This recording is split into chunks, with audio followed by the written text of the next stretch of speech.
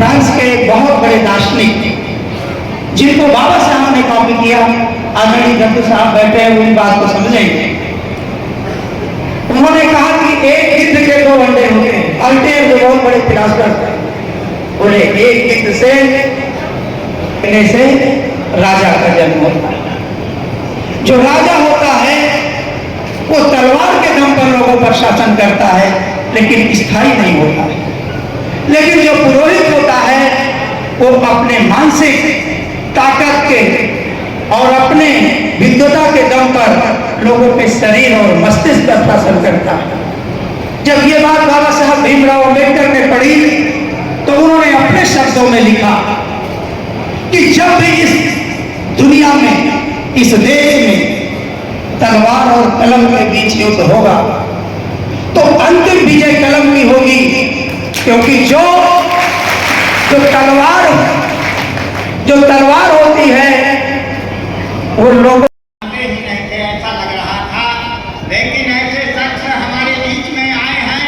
जो पूरे चित्रकूट जनपद को जगाने का काम किया है। और आप सभी लोग जिम्मेदारी ले लीजिए कि चित्रकूट जनपद से ही नहीं बल्कि बांदा से भी हम आपको जिता करके भेजने का काम करेंगे। हमारे मुख्य अतिथि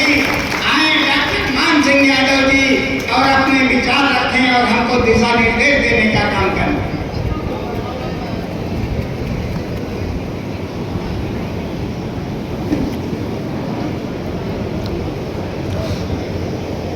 आज इस बहुत स्तरीय कार्यकर्ता और मीडिया सम्मेलन में कार्यक्रम का संचालन कर रहे बहुत ही सम्मानित जिले के महासचिव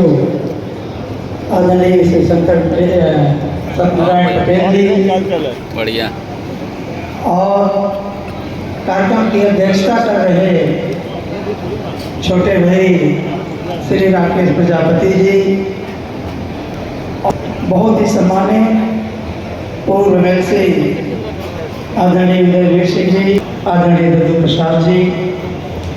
कार्यक्रम में मेरे साथ चलकर आए आदरणीय वजीर खान भाई साहब जो राष्ट्रीय उपाध्यक्ष हैं रघुवंश समाज के, कार्यक्रम में और कार्यक्रम में जो हमारे सम्मानित पूर्व अध्यक्षगण हैं श्री गौरी शंकर मिश्रा जी, श्री माता प्रसाद कुशवाहा जी, श्री भैयालाल यादव जी, श्री अनुज यादव जी, और हमारे फ्रंटल के सभी अध्यक्षगण, हमारे सभी बूथ अध्यक्षगण, प्रधानगण, सेक्टर अध्यक्ष, और मंच में मैं सभी का नाम नहीं ले पा रहा हूँ आदरणीय बाबू, लेकिन चूंकि मैं टीचर हूँ मुझे पता है कि 40 मिनट के क्लास के बाद बच्चे इधर उधर झांकने लगते हैं, उनका कंसंट्रेशन भंग हो जाता है। तो उसका एक उदाहरण देखने को मिला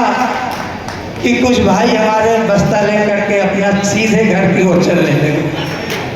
तो मैं ताकि वो पढ़कर आए और इस समाज को समझाएं कि हमें चलना किस ओर है। इस आशा विश्वास के साथ जब उन्होंने भेजा तो साथियों आपको जान करके बड़ा दुख होगा कि जब वो लोग गए विदेश पढ़ने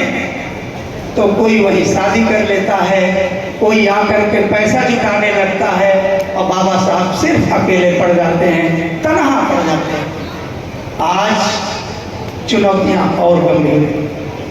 बहुत से लोग कहते हैं कि हमारी लड़ाई भारतीय जनता पार्टी से, लेकिन हम नहीं मानते। हम सिर्फ ये कहते हैं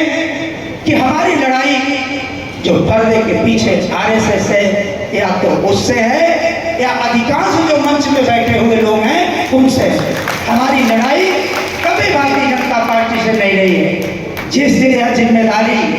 या सीट युद्ध हम बंद कर देंगे भाइयों, इस समाजवादी कुनबे को कोई पीछे नहीं कर पाएगा। ये मैं बात इसलिए कहता हूँ,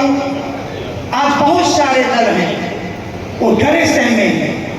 कि कहीं हमारे दल को कोई तोड़ न ले, कहीं हमारे सांसद को कोई खरीद न ले। लेकिन भाइयों,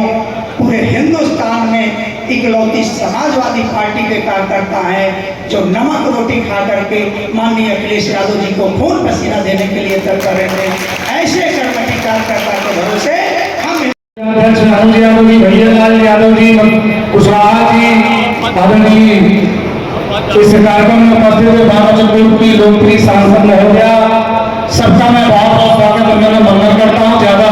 समय नहीं लूंगा, मेरे केवल यही अपील और अनुरोध है और